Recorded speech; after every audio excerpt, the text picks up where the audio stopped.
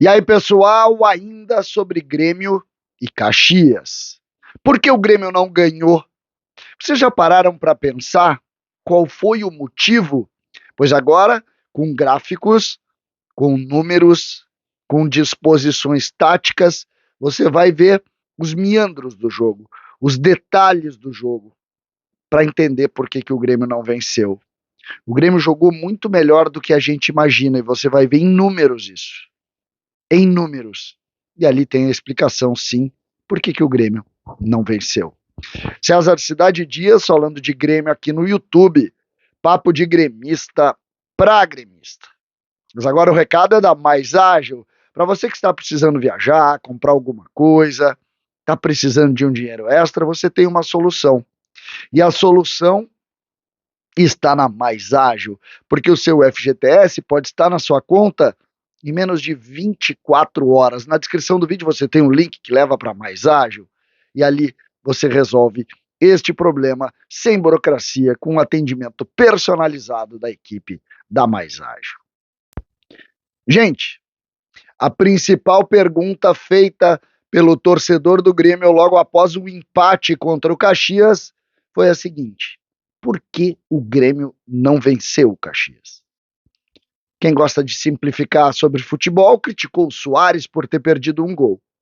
Quem gosta de tentar entender um pouco mais dos meandros foi para os números, foi para o volume, foi para a tentativa de ler um jogo tão complexo e de tantas mudanças.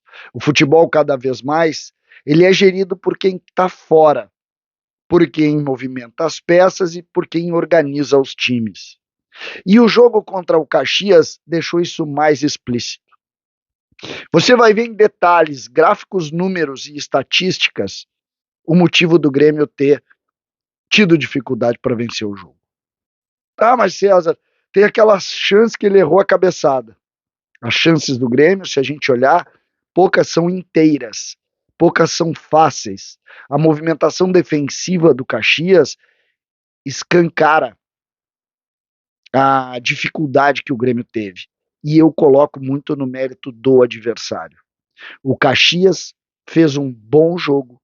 O Caxias, a partir da mudança tática do segundo tempo, prendeu mesmo os lados do campo e o Grêmio teve problemas em razão do mérito do adversário.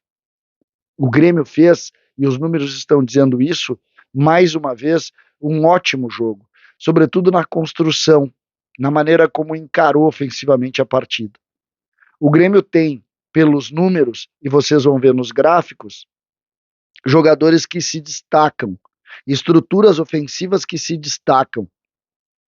O Grêmio, por exemplo, tem um número de conclusões dos 4 jogadores da frente muito bom. O Grêmio não depende mais de um jogador apenas para concluir, como em outros tempos precisava, ou da jogada individual do Ferreira, ou do Diego Souza para achar um gol. Agora não. Bitelo tem conclusão, Cristaldo tem conclusão, e claro, o Vina, que além de ter conclusões, perdeu gols importantes e fez. O Soares, obviamente, já fazia parte disso. É muito interessante a análise e o curioso. A gente gosta muito de falar sobre futebol e eu fiz questão de trazer esse conteúdo de análise de desempenho mais específico, mais detalhado, mais forte, mas o curioso é que nem todos acabam olhando isso. Não é um conteúdo que tem muitas visualizações, mas é um conteúdo denso para quem gosta de bola, quem gosta de futebol. O futebol que está sendo jogado hoje, o futebol mais estratégico. Foi um grande jogo de mudanças táticas importantes e de análises também muito importantes. Você vai ficar agora com o CCD Metaverso e vai analisar ponto a ponto. É muito interessante. E nesta segunda-feira eu vou trazer aqui em números por que é um absurdo criticar Luiz Soares. Vocês vão ver amanhã. Mas hoje, fiquem com esse conteúdo que realmente é muito legal para a gente analisar. A gente elogia o Caxias e a gente elogia também, e muito, o Grêmio. Fique com o CCD Metaverso. Fala CCD, fala pessoal, tudo certo? Grêmio e Caxias disputaram neste sábado a primeira partida decisão do Campeonato Gaúcho de 2023 e o Caxias foi a campo com Bruno no gol, Marcelo na lateral direita, Dirceu e Fernando Fonseca, a dupla de zaga, Dudu Mandai, o lateral esquerdo, Marlon e Moacir, a dupla de volantes, Diego Rosa, Jean Dias, Peninha e Heron no ataque, conforme demos antes do jogo, que seria esta escalação. O time do Grêmio foi escalado com Adriel no gol, João Pedro na lateral direita, Bruno Vini, Bruno Alves, a dupla de zaga mantida, Reinaldo na lateral esquerda, Vidia Sante de volta, Lucas Silva foi escolhido pelo Renato para substituir Carvalho, Bitelo na direita, Crestaldo centralizado, Vina na esquerda e Soares no ataque. Se no placar ficou tudo igual, César, quero mostrar aqui algumas coisas interessantes, principalmente a parte de finalização, a parte de produção ofensiva do Grêmio e Caxias. O Caxias teve 4 finalizações durante o jogo inteiro, 2 do Peninha, uma do Marlon que resultou no gol e uma do Heron. E o Grêmio, a quantidade de chances que teve, a gente consegue ali visualizar no mapa. Algumas, inclusive, para marcar no mapa, elas se sobrepõem às outras. E, inclusive, a gente consegue visualizar o número de chances que foram a gol, né? E diversos jogadores participaram dessa produção ofensiva. Destaque, novamente, para o João Pedro, que é a grata surpresa desse início de temporada. O Grêmio que ganha uma excelente opção para a lateral direita com o João Pedro, que é um lateral construtor que aparece por dentro. Lucas Silva apareceu, inclusive, tentando aquele chute. Bruno Vini, a bola aérea presente novamente. E aí a gente consegue ver que aqui a gente tem 2 zagueiros reservas à altura de Jeromel e Kahneman para suprir as necessidades. Everton Galdini, que é um jogador que produz bem a parte ofensiva até, e a gente consegue perceber aqui o número estatístico, o que a gente consegue ler daqui, que o Caxias teve aquelas 4 finalizações, todas no primeiro tempo, e depois o Grêmio dominou.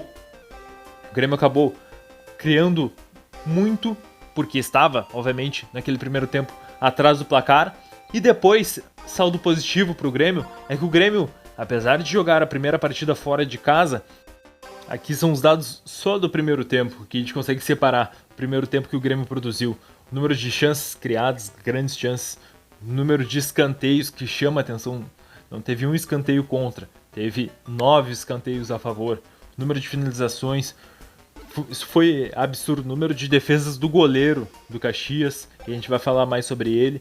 O número de passes, que às vezes a gente não liga tanto, né? Porque o que importa mesmo, para análise, o que tem que ser analisado é o número de passes no campo ofensivo. E se esses passes resultam em chances. Então a gente consegue, quando a gente consegue dividir esse número de passes pelo número de chances criadas, a gente consegue chegar a uma conclusão que eles foram efetivos.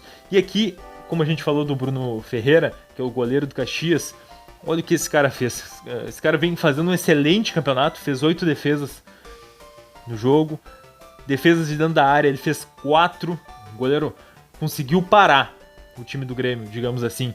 Foi talvez ele e somada a defesa do Caxias. E aí a gente tem que lembrar, o Grêmio pode ter, por uma ótica, ter perdido gols, mas enxergando o copo meio cheio, meio vazio, na outra ótica, o time do Caxias era um adversário. O Grêmio tinha um adversário, o Caxias, com seus jogadores que passaram a semana inteira treinando, e a sua defesa com o Marcelo na lateral direita, a dupla de zaga, o lateral esquerdo do Mandai, a dupla de volantes, que um dos volantes foi expulso, e depois o treinador Thiago faz algumas mexidas e monta inclusive uma linha de 5, se portou muito bem, porque entendeu que o Grêmio consegue. Aí a gente tá vendo, ó, o número de cortes, o número de interceptações de cada jogador de defesa da equipe do Caxias, porque o Grêmio produziu. O Grêmio não foi talvez, e conforme CCD, Renato tinha falado em coletiva na sexta-feira, que o Caxias teria que jogar muito para ganhar do Grêmio. O Caxias teve que jogar muito para segurar o empate. É isso que foi a verdade daquele jogo. Então, eu acredito que, analisando bem o que a gente viu do jogo e analisando o pós-jogo, as estatísticas, o que a gente tem de dados sobre o jogo, algo concreto, a ciência, a gente consegue enxergar que o Grêmio produziu bastante, o Grêmio foi superior durante todo o jogo, o Grêmio foi superior em todos os quesitos do jogo, praticamente. E do outro lado tinha um adversário. A gente tem que valorizar CCD, que do outro lado tem um adversário, não é mesmo? Que passou a semana inteira treinando, que se preparou. E se a gente olha, CCD, o que o Grêmio produziu, a gente também tem que olhar o que esses jogadores do Caxias, principalmente da parte defensiva, fizeram em campo. Porque é de se aplaudir. Um time que conseguiu se comportar muito bem, principalmente aquela linha de 5 defensiva na última parte. E o Grêmio teve um adversário à altura. Talvez um dos grandes adversários do Grêmio nesse ano, nesse início de temporada de 2023. O time do Caxias bem montado pelo técnico Thiago, que trouxe muitos jogadores, mas manteve alguns dos principais jogadores de outras temporadas, como o Marlon, primeiro volante, que apareceu muito bem, fazendo o gol que abriu o placar, e depois defensivamente. Mas resta agora, CCD, será que o Caxias vai jogar tanto como jogou no próximo final de semana, na decisão no segundo jogo?